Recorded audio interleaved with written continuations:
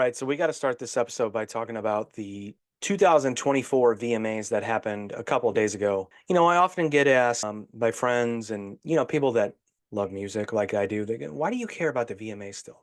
Look, the VMAs and MTV shaped my childhood. So yeah, I still care. I still care about what's going on, and I still love discovering or maybe finding out, not discovering, discovering is a strong word, but finding out about new artists that perhaps I haven't heard, or who's just controlling the mainstream.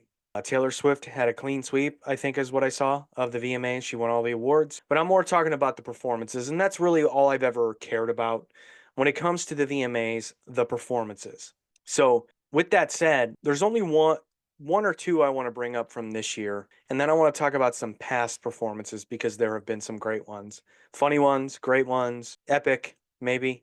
But a person that everyone's talking about today is Chapel Roan, if that's how you say her name. To me, it reads like Chappelle, but apparently it's Chapel Roan. And I discovered this artist through my wife. We were doing our normal thing. It was one of those nights where the kids have gone to bed and we're listening to music and we're playing videos. We're listening to stuff perhaps we love, perhaps we're trying to discover some new things. And she goes, "Hey, by the way, have you heard of this Chapel Roan?" I said, "No, I have no idea who this is." 3 months ago, maybe 4 months ago at the most. I said, "No, I have no idea who that is." She said, "Look up the song blah, blah, blah." I guess it's one of her biggest hits. And I watched it and I was listening. It's good. It's a good pop song. I don't find her to be remotely interesting. I think whoever wrote that song for her is interesting. They wrote her a great pop song, but I don't find her to be close to being interesting or a good performer or a leading lady, if you will. I think she's boring. I think she's very bland, and people have written great songs for her based off that one song and that one video. And then we looked up a live version of that. We watched that. I think it was her Tiny Desk performance of that, which sounded really country, which then piqued my interest. For those of you that listen to the show, you know that I do not like country, and you know that I have lately been accused of my wife of liking country because I love Beartooth, and they did the song with Hardy, so on and so forth. And she goes, "That's country," and I go, "Well, slow down." But we watched Chapel Roan's Tiny Desk, and I was like, "Oh no, no, no, this is country. This is not pop. This is country, or what everyone considers to be country pop, whatever." So why I'm saying her performance is interesting is because before the VMAs, she got into it with a photographer who was trying to instruct her to do something and she wouldn't oblige. So it kind of went viral on social media, and whatever. Who cares about that? But I'll say this about that. If you're in a media scrum, if you will, and somebody's barking at you to do something and you don't want to do it, say no, I don't want to do it. Cool. Rock star shit. Yeah, no, I'm not going to give you any sort of shit for that. But then I watched the performance and I'm like, well, something doesn't add up here because to me, it goes back to what I was saying. She's not that interesting. Let's take a look. The song's called Good Luck, Babe. All right. Other than the fact that she's not singing, I wonder how good this would be or how tolerable this would be without the people around her who are making it a performance. She is not performing. She is merely there. I'm not trying to be a hater. I just find her to be incredibly mundane. Yeah, I don't know if I want it. We'll stop it there. To me, that's a run-of-the-mill pop song that we've heard many times before. Not saying it's a bad song. There is a pop formula, and they accomplished that with that song. So good for them. Good for her. I don't find it interesting, though. Not at all. But what I do find interesting is if you do a deeper dive into her catalog, it's very country. And this is one of the things I always said about Taylor Swift is like people go, well, she started country. What I find interesting about that is this. So much time has passed since Taylor Swift has become a megastar. And what people know of her is, oh, she started as this singer-songwriter who was this country girl who became a pop star. But it feels like so many of these artists now are sort of bypassing the idea that I have to be country to be mainstream. I'll just be mainstream because everything country is pop now. So no one even thinks about it twice. They go, well, it's just pop music. I argue no one even thinks about it twice. They just go, oh, well, that's pop music. And I argue they're like, no, It starts in a place, and the place she started was country. I heard it. So, but enough about her. I mean, good for her. She's doing well. Who gives a fuck about haters like me, right? But another performance, I actually saw a clip of this on social media, and I was drawn to it because A, I didn't know who the artist was, and B, I was fascinated at how, again, sort of normal looking this person was, or normal performing this person was, until they did something. But this person is called Benson Boone. He has a song called Beautiful Things. No idea who this is or what this is. Man, I must be getting old, or maybe I'm just out of touch, or maybe both. But I'm going to skip ahead in this song because he does something that I go, whoa, look at this guy. Ripping it and does a gainer off of that. What the fuck? Cool, man. You got me. Cool. And rips a fucking sick note. Don't know who you are, sir, but that was cool. Let's talk about some past VMA performances that have truly been iconic. On Our Own, one of my favorite songs. What did Bobby drop on stage? Let's find out. Pick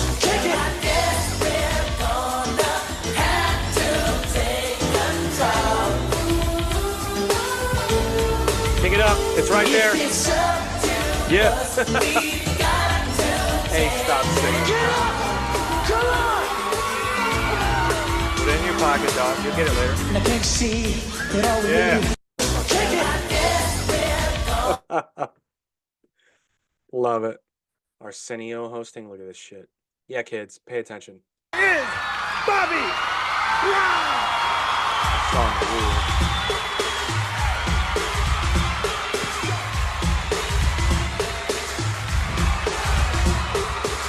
Already performing. Are you ready to party? Yeah, let's go. I said, are you ready to party? Hell yeah, let's go. I want to see everybody out of those streets, because we're going to turn this shit out tonight. Now let's do it, baby. Hard show. Let's dance. Come on, y'all. Yeah, I think this is going to be another one of those funky ones. Hard show. Dance.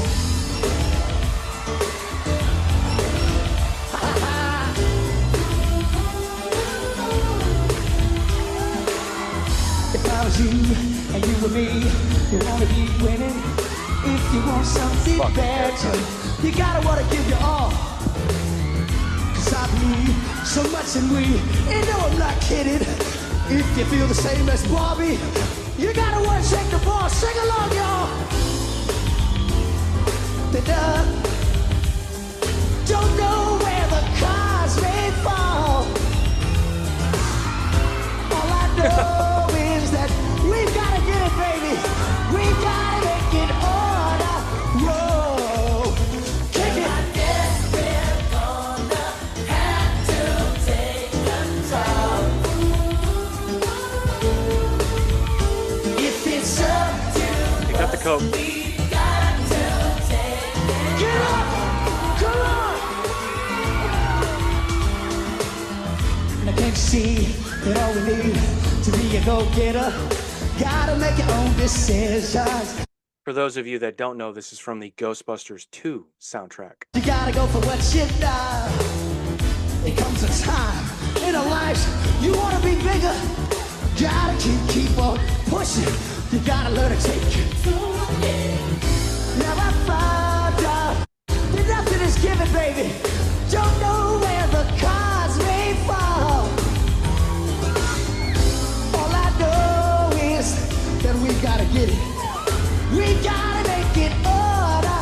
Oh, Yeah. yes, we're gonna have to take control. We got. It's up to us. We got to take it. Too hot to handle, too cold to hold. They're the Ghostbusters and they're in control. I guess we're Legend. All right, another one is Nirvana. Started with Rape Me to piss off the MTV execs. Gotta love that. Legendary. And then after the show, a person we'll get into in a minute here, Dave Grohl calls out Axl Rose, Nirvana Lithium. And now for all your lawn care needs, it's Nirvana!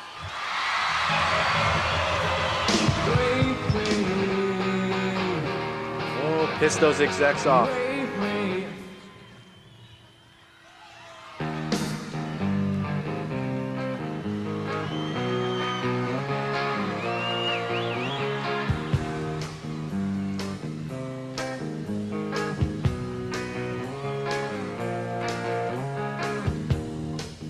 so happy, 'cause today I found my friends in my head. I'm so ugly, that's okay. I remember when I started playing guitar. I'm left-handed, by the way. Started playing guitar, and you know, my parents not really knowing and understanding music or guitar, they bought me a right-handed guitar, and we had to have it flipped. It was my first guitar. I was like 8, and it was a cheap, like $100 guitar. And we had to have it flipped. And I remember so when I was 8, I went to a guy who lived lived in an apartment above my parents' garage. That's how they made money, by the way. Just renting out rooms and areas of their lot. He played guitar though. He was in a band, and it was good. He was good. He was good. He was really, really great singer. He led the choir at the church of the school that I went to. Very talented guy. But anyway, so he was like, "Yeah, I'll give him lessons. That's cool. Give me, I don't know, I don't know how much they pay because I only went to like 4 of them. But hopefully they didn't pay too much. But I walked in there the first day with my guitar and flipped it. I'm left-handed, so I was like, I'm gonna strum left-handed. He goes, we gotta flip that thing around. I was like, yeah, I know. 8 years old. I was like, yeah, I know, but I don't know how to do it. I'm 8. I just got the fucking thing. But I remember he goes, so you're left-handed? And he goes, do you write left-handed? I go, yes. Eat left-handed? Yes. He goes, wait, I've seen you throw a ball. You don't throw left-handed. I go, nope. Here's my conundrum. But anyway, it was essentially, so I just watched something or listened to something, and I remember someone saying Kurt Cobain is left-handed. And I said that to him. He goes, well, he's not a good guitar player. I go, sir, write a hit like his and then talk to me. He's a good guy. Very talented. Sunday mornings every day for all I care. I'm not scared. Light my candles in our days, 'cause I found God.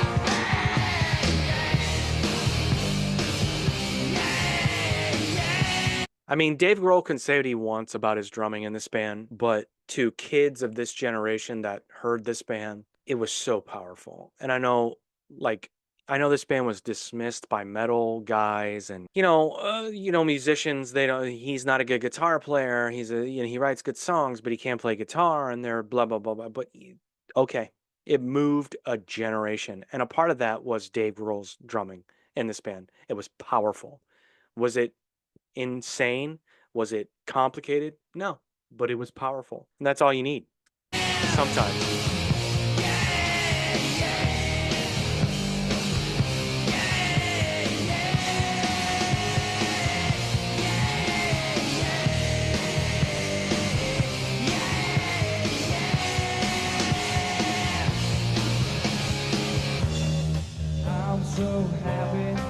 Let's get the head here. When Chris throws his bass in the air and hits himself in the head, and then Dave Grohl calls out action.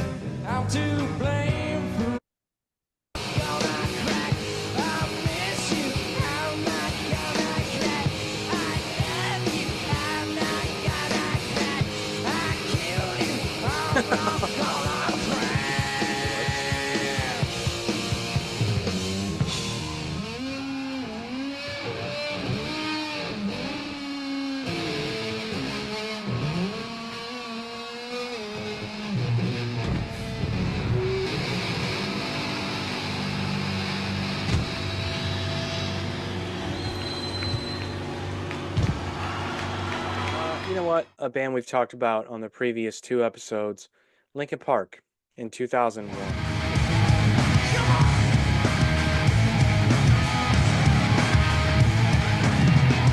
I cannot take this anymore. Saying everything I've said before. All these words, they make no sense. I found missing moments. That's I hear the less you say. You'll find that out anyway. Just like before. Everything you say to me. Take it twice, yeah, push it to the edge. And I'm about to break. I need a little room to breathe.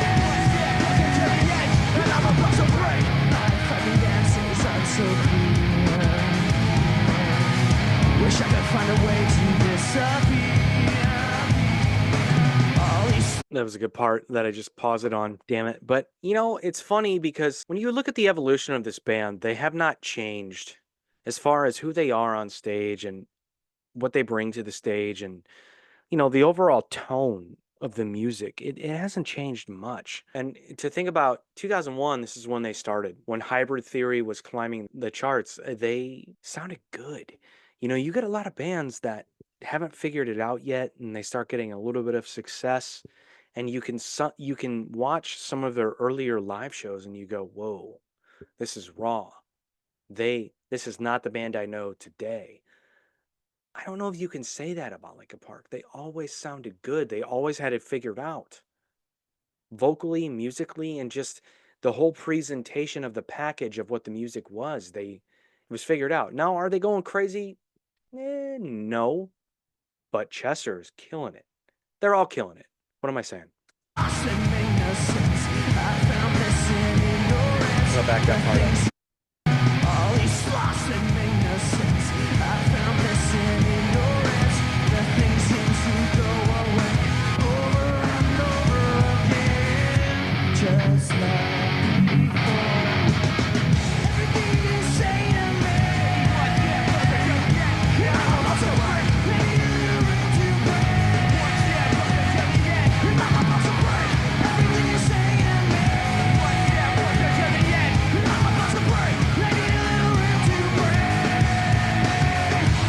This is going to make me sound like a tool, but I don't care, I will.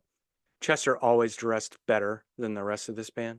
I don't know if you all remember, but he started a clothing line with, I want to say Sid from Slipknot and someone else. It was called Replicant, I believe. But Chester always had a better style than the rest of his band. You could tell the rest of his band was like, I'm wearing free clothes. Or Chester was like, nah, I'm going to kind of be better about this. All right, people, please help us welcome to the stage the world famous Executioners. Everybody, check it out.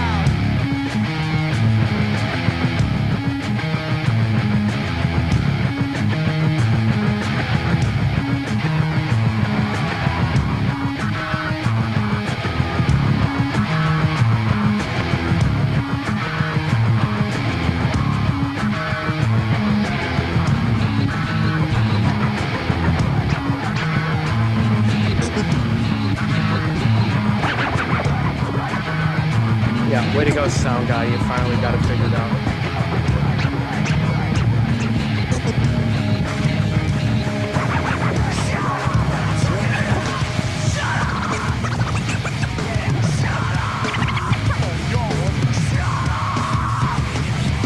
Scream is so good.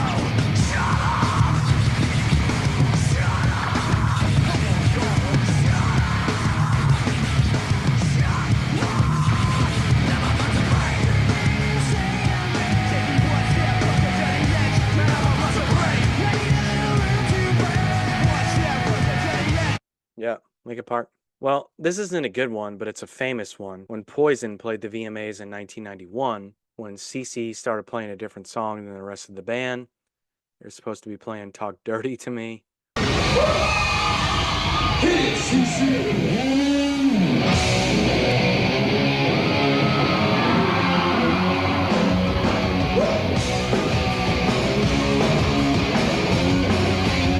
By the way, I love Poison, and I'm not ashamed to say it. Oh, get your ass up. And this is discovering them later because I was not around when this was happening. I was not old enough to understand what was going on. I was barely alive when this was going on. You know I never seen you so good. Never when you see. But I like you, and I know you like me too. The way that I'm on you, I gotta have you. Yes, I do. I never ever stay out late. You know I can hardly wait just to see you. Woo! And I know you.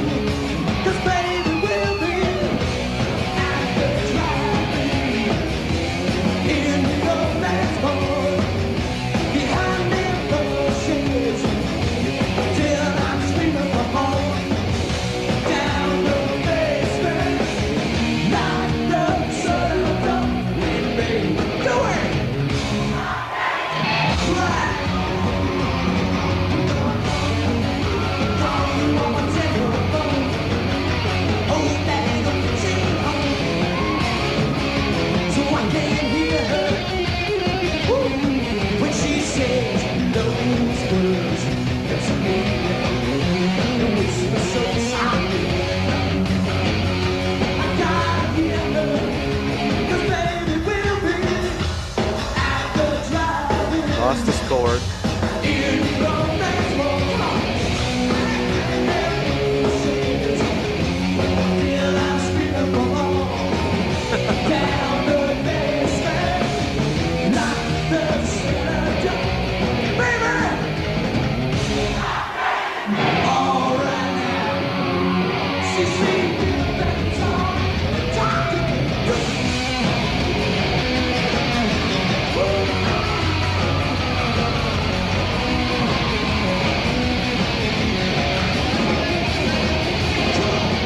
So another one that this is just some hometown pride here, but when Nelly did the VMAs, it was a total surprise to everyone because he wasn't supposed to be there. It was supposed to be DMX, but DMX dropped out and Nelly jumped in last minute.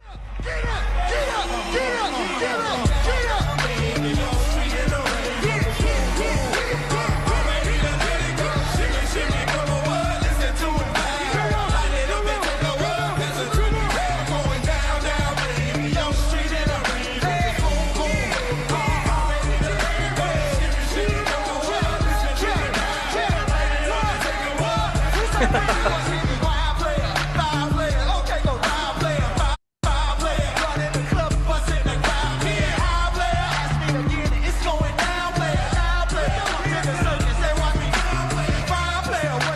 Just bringing the Midwest to the VMAs. Everybody's doing music.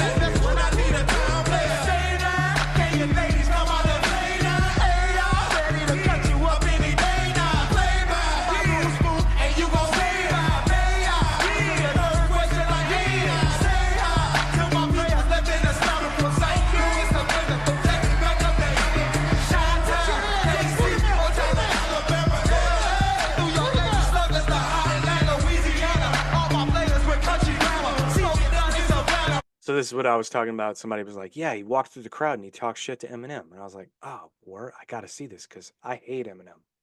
It didn't happen.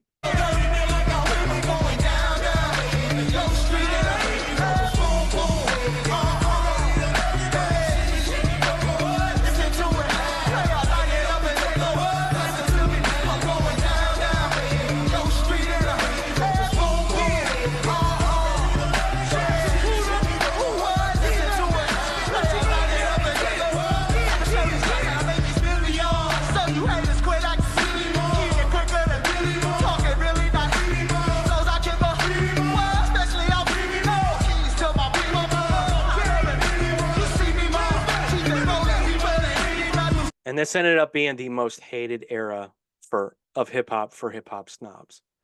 And I want to go, shut up. We've talked about it before on this episode.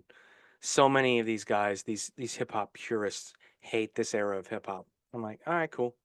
Well, they got hits. And it was fun. They're having fun. New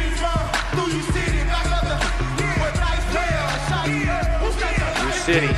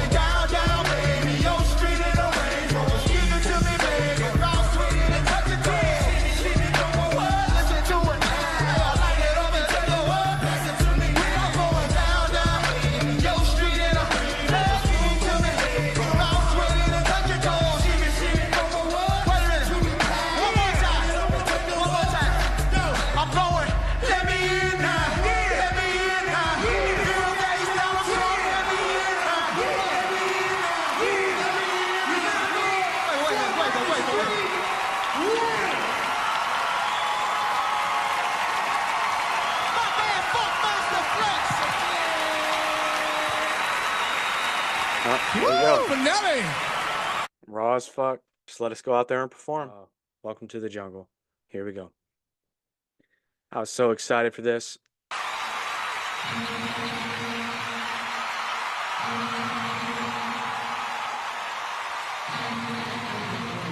Buckethead on guitar. Come on now.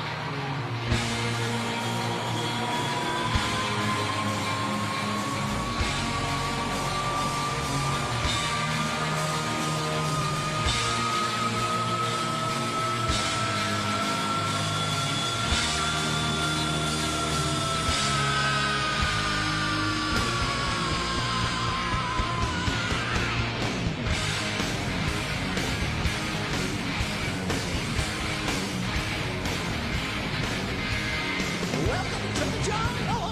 We got fun games. We got everything you want. Whatever you need. Got the honey, we got your cheese in the jungle. Welcome to the jungle. What you bring to the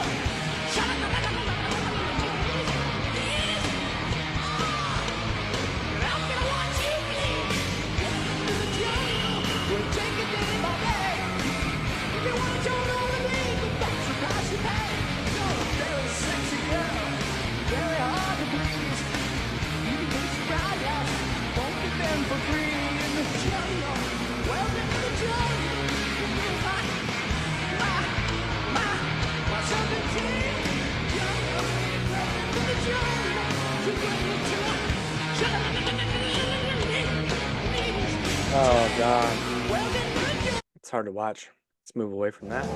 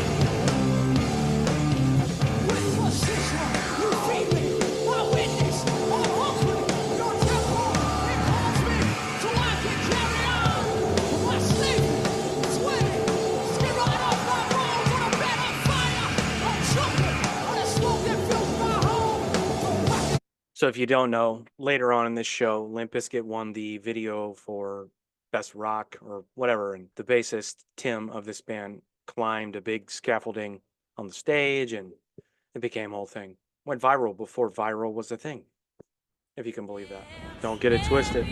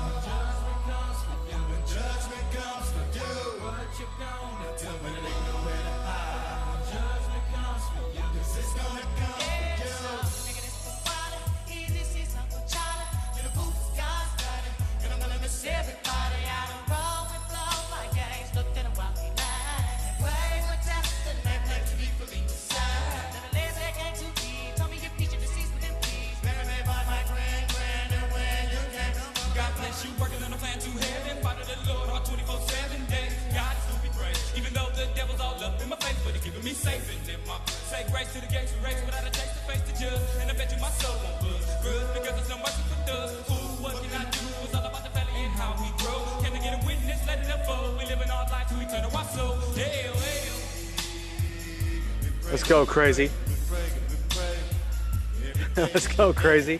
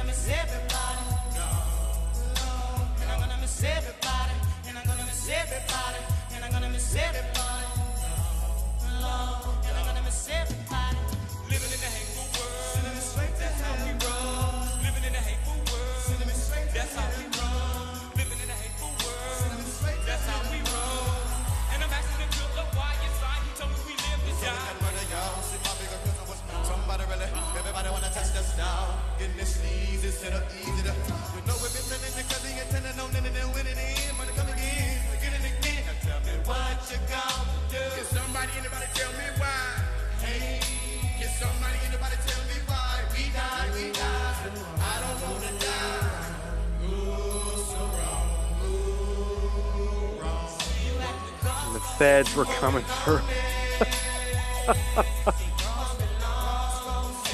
shit.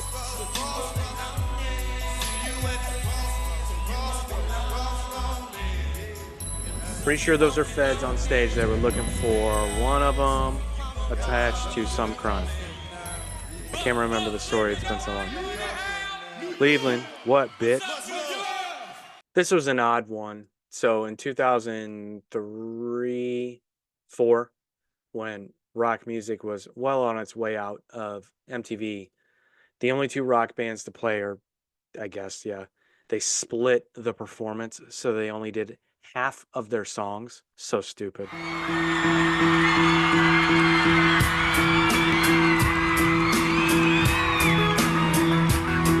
Not really a rock song, but whatever.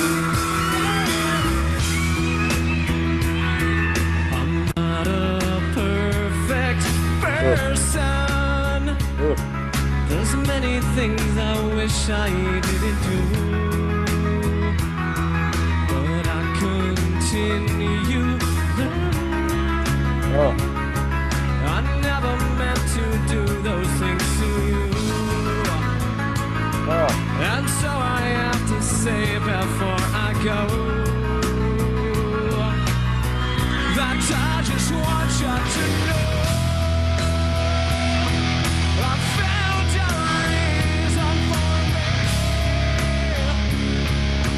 Change you, I used to be a reason to start over new. Come on, Miami, come on, come on. And the reason is, come on. And the reason is, and the reason is.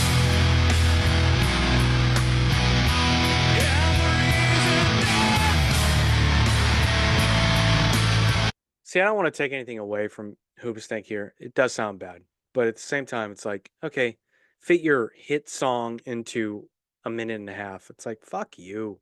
Let us play the fucking song. I would probably fuck up if I had to do this too. I would probably sound like shit. See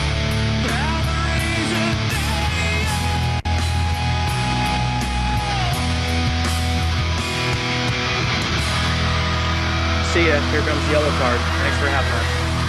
Thanks for that. Thanks for that minute and a half. Ugh. So stupid. So disrespectful. There's a place off Ocean Avenue where I used to sit and talk with you. We were both 16 and it felt so right. Sleeping all day, staying up all night. There's a place on the corner of Cherry Street. This sound guy needs to be fired. Whoever is in control of the sound of this, Hoobastank's guitars sounded like shit. This sounds like shit. It's loud, it's trebly, it's bullshit. It's definitely not what the band's wanted. Fired. Fired. We would walk on the beach in our bare feet. We were both 18 and it felt so right. Sleeping all day, staying up all night. Alright, here we go. If I could find you now, things would get better. We could leave this town and run forever. Let your waves crash down on me and take me away. MTV, what up? Let's party! I remember the look in your eyes when I told you that this was goodbye. Begging me not tonight, not here, not now. We're looking up at the same night sky. Keep pretending the sun will not rise. We'll be together through one more night somewhere. So now if I could find you now, things would get better. We could leave this town and run forever. I know somewhere, somehow we'll be together.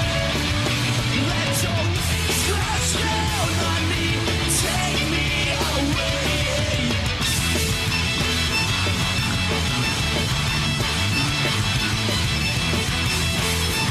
If you're Hoobastank, it's like, yeah, the reason is a big song right now. Can we just play a rocker? Like, you play for a minute and a half and then Yellow Card comes out and plays a rocker. It's just like, fuck me. That sucked. Like, we look like dickheads. Ugh.